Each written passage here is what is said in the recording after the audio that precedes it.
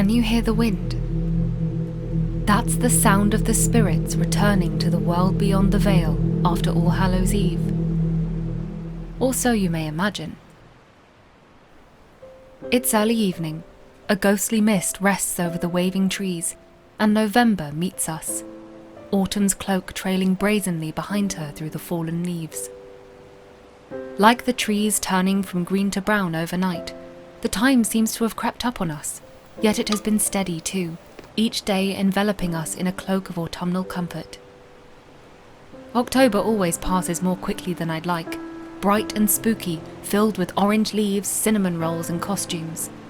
But to me, November is its quieter, moodier sister, a dark purple-brown with leaves settled on the ground and branches almost bare, a time for ghostly mist and gothic tales told by candlelight, for sitting by a rain-covered window and watching the moon. Let's hop on our broomsticks for a moment and fly through time back to October.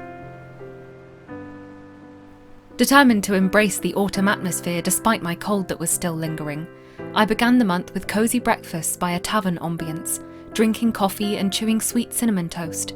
Adapted pita breads, really, filled with a mix of melted butter, brown sugar and seasonal spices.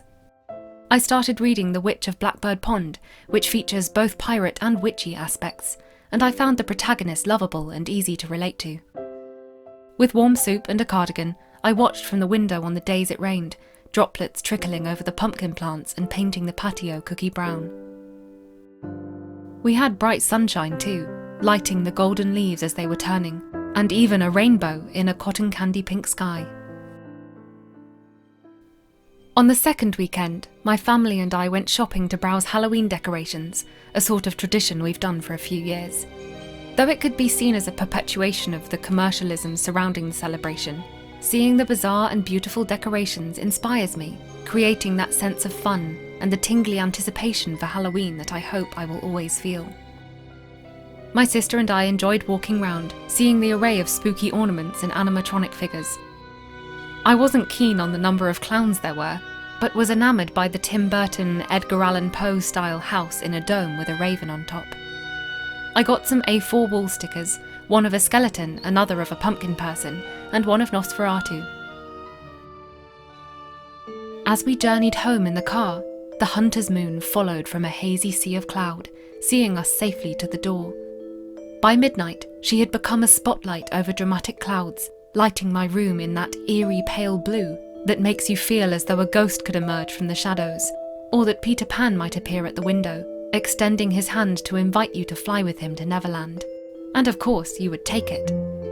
I did just that, listening to the Peter and Wendy audiobook while I looked up at the expanse of brightness, the stars glistening against the midnight's blue. The moon stayed with us for the next 4 nights, watching over her favourite month to absorb it as much as I was. My sister baked an apple pie, filling the kitchen with that cosy baked pastry scent that smells like home. We ate it heated with vanilla ice cream, while my mum and I watched Anne with an E. It's a wonderfully cosy and inspiring show, with beautiful aesthetics and acting, but also explores the complexity of emotions and depicts so many social and cultural issues in a way that feels inclusive and hopeful, rather than prescriptive and commanding. As October is Anne's favourite month, I'm sure she would be enthralled by this year's autumn, running through the woods with her books tucked under her arm, past branches she imagines to be skeleton arms. I resonate with so much of Anne's personality and ethos. There's something comforting and empowering about seeing a character who thinks in similar ways to you represented on screen, especially when you see other characters embrace them for it. Stories are a way of holding a mirror to ourselves and life, a world that people may connect with and find comfort in. I've thought of this often while writing my own book, reminding myself that if I write the story I want to read, that's all that matters, and chances are someone else's soul may find refuge, comfort or joy in it too. I wrote a lot in October. One of my favourite locations in my story is an old Gothic house where the characters end up, and I enjoyed visiting the place that first inspired it, sitting by the window and writing the scenes as though they were unfolding before my eyes. As the end of the month drew nearer, I watched The School for Good and Evil, and I absolutely loved it, The aesthetics are magnificent, and I felt so enveloped in each scene, with the music and the acting and the costumes. I remember reading the book when I was 13, and although Sophie annoyed me, she was more tolerable in the film, and after a rewatch I understood her character more. The school was exactly how I imagined it 7 years ago, so seeing those scenes come to life was wonderful. I love that they gave the evil school a gothic aesthetic, instead of making it drab and charred like the book describes. As Halloween arrived, I felt more drawn into the gothic atmosphere, watching Cabinet of Curiosities, the Ben Barnes episode, and some of Penny Dreadful, which was interesting but gruesome. Then I watched the Hocus Pocus sequel, which was fun. I'm looking forward to Tim Burton's Wednesday series, and can't wait for Enola Holmes 2. I hope to watch A Discovery of Witches Season 3 in the next few weeks. It fits right into the witchy mood.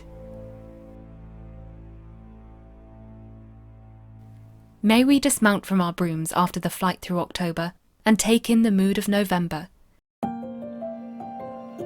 Here in England, the clocks have gone back an hour, so the evenings darken earlier, the clouds covering the sun like a shroud. Now the weather is beginning to feel a little wintry, bringing those chilled breezes that feel like the breath of a patient goddess who has been waiting with us and the moon for our time to shine. I imagine us all venturing through the forest with lanterns and vine-wrapped wands, gathering around a flickering fire to show our thanks to the moon and celebrate the passing of Samhain. Perhaps it is folly to pursue such fanciful ideas based only in the aesthetic and imaginative. Perhaps it is not our place to mimic a tradition that began with the pagan traditions long ago. Perhaps it is dangerous, hearkening back to a practice for which many were put to death by the biased and fearful.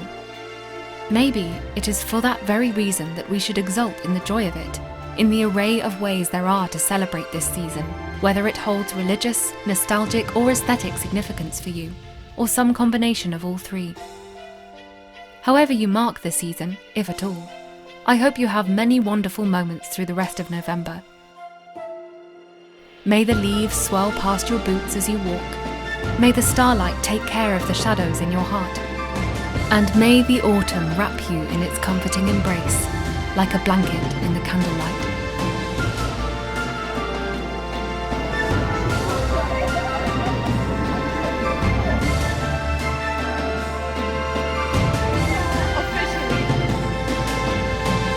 Until next time, enchanted folk.